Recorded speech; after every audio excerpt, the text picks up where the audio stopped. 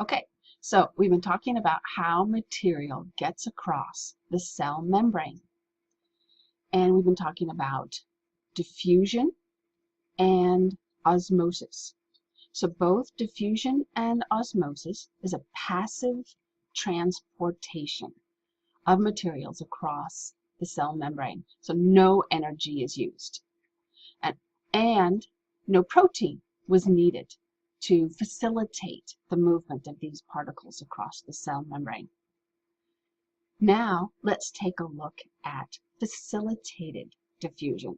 So again, no energy is needed. It's passive transport, but in this case there is a protein that's facilitating diffusion.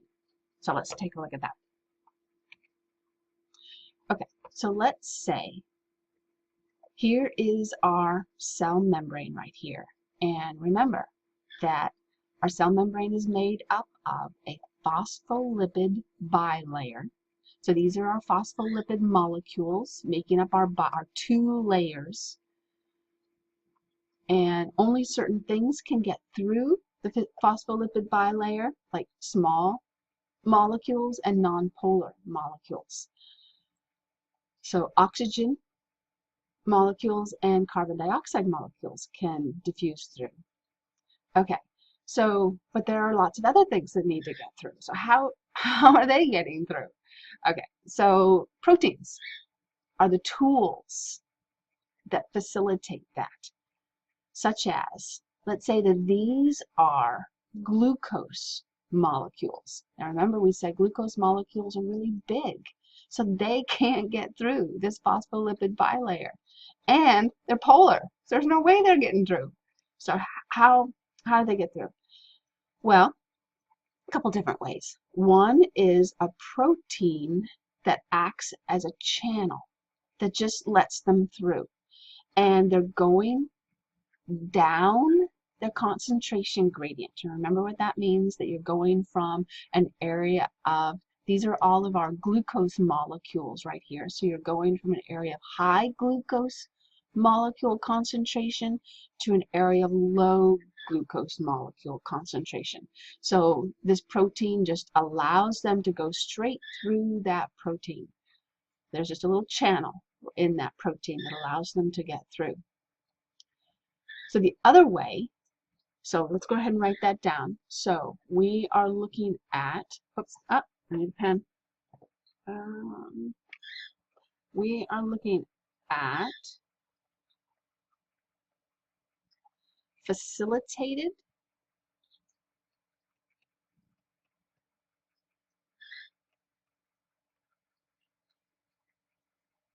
transport, or I'm going to go ahead and say diffusion. So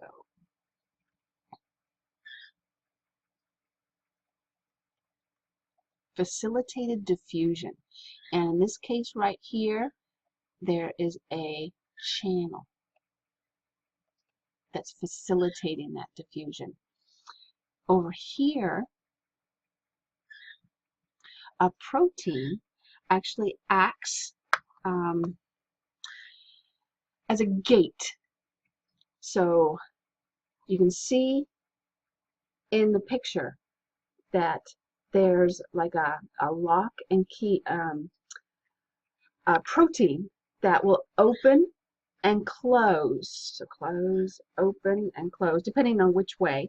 So open to the outside, to the extracellular fluid, and glucose molecules will come in and bond to the protein, change the protein. When that glucose molecules bonds, it actually changes the structure of the protein.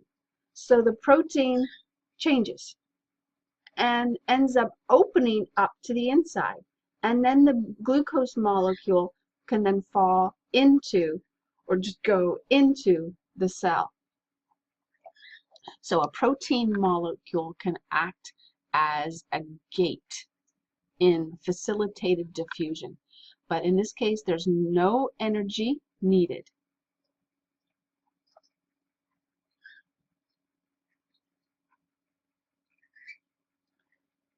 So an example of this. Oh, I know.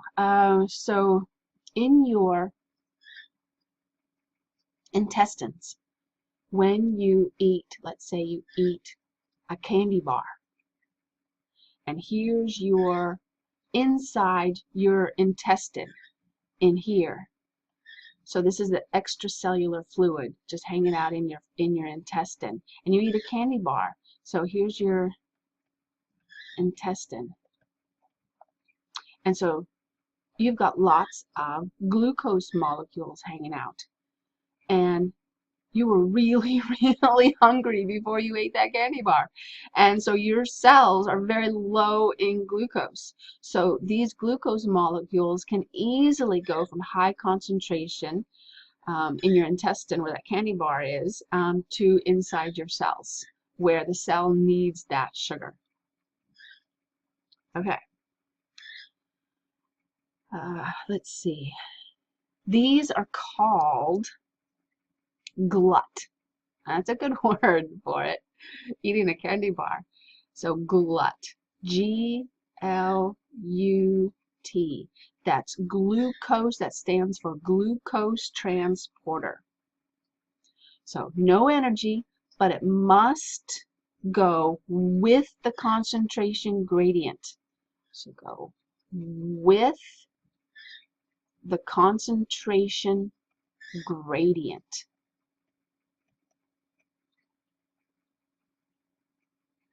Okay, another example would be something that's called aquaporins.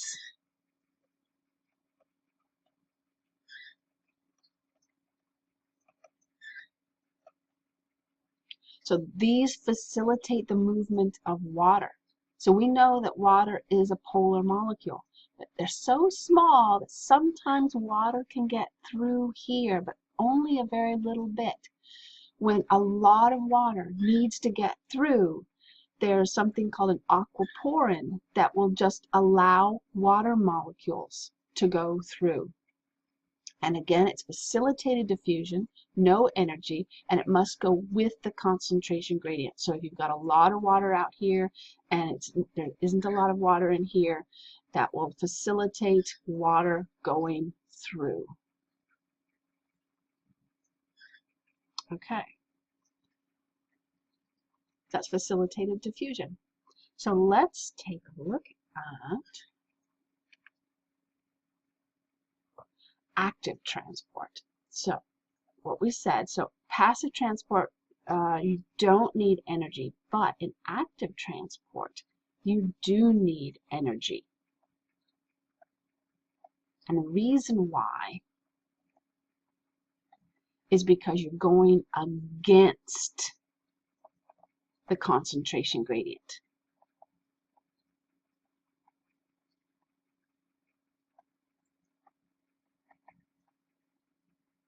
Okay, so let's take a look, see what that looks like. One example of active transport is what's called the sodium potassium pump. So there are instances where you need ions to go through, and right, because they have a charge, they can't just go straight through. They can't diffuse straight through or go through the cell membrane. So, and sometimes you need them in areas where there is a higher concentration of them already. So you need to have a pump that will pump them through. So in this case right here, this is inside the cell, cytoplasm, and here's outside the cell. Inside the cell, there is usually a net charge, a negative net charge, because proteins, we are basically made up of many, many proteins, and there's so many proteins, and most proteins have a negative charge.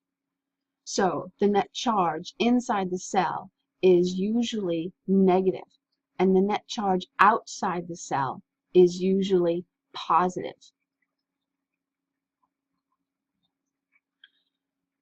So in this case right here, let's say you have sodium. Let's say you want sodium inside the cell. So you would have, it's a polar molecule, so it needs a pump to pump it through. There is a negative charge on the inside, and negative attracts positive, so they could easily go through a protein. And also there is a low concentration of sodium in there, so they can be pumped in easily through proteins. But let's say you want to get the sodium out of the cell, and you want to get the potassium into the cell. That's going to take a lot more energy.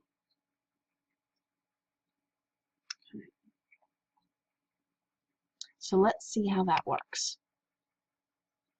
Okay, in this drawing, we've got here the extracellular space. We've got inside the cell, the cytoplasm. So we want, these are sodium molecules, and these are potassium molecules. And we want to get the potassium molecules inside the cell, and we want to get the sodium molecules outside the cell. But problem is you've got a low concentration on the inside of sodium and a high concentration on the outside. And it's opposite for potassium. You've got a high concentration on the inside and a low concentration on the outside. Okay, so here's our protein. Okay, that is our protein pump. And one pump does both. So what it does is the sodium molecules will bond to the protein molecule, 3 of them. And this is sort of over time, so we're really showing sort of the stages of what happens over time to the same protein molecule. Does that make sense? So we need energy, and the protein molecule gets that energy in the form of ATP. So a molecule of ATP actually bonds to the protein molecule and changes the shape of the protein molecule. So the sodium molecule in this case doesn't actually change the shape. You actually need the ATP molecule to change that shape from open to the inside to open to the outside. And so once that once that ATP molecule bonds to it, it opens to the outside, and then these sodium molecules can then leave. But now the protein molecule is open to the outside, and it's changed shape. It's changed shape enough so that now these potassium molecules that are floating around out here, and just all of a sudden, just, you know, a potassium molecule hits right there and forms a bond. Another potassium molecule out here floating around hits right there, boom, forms a bond. And now the ADP breaks off, leaving one phosphate on there, on the protein. And now the protein molecule changes shape again and opens to the inside. And our potassium molecules then go in the inside. And then it happens all over again. So we're open to the inside again. And so now these sodium molecules can bond. ATP comes up and bonds, opens to the outside. Phosphate Oh, yeah, potassium, yeah, sorry, potassium bonds right here, opens to the inside, potassium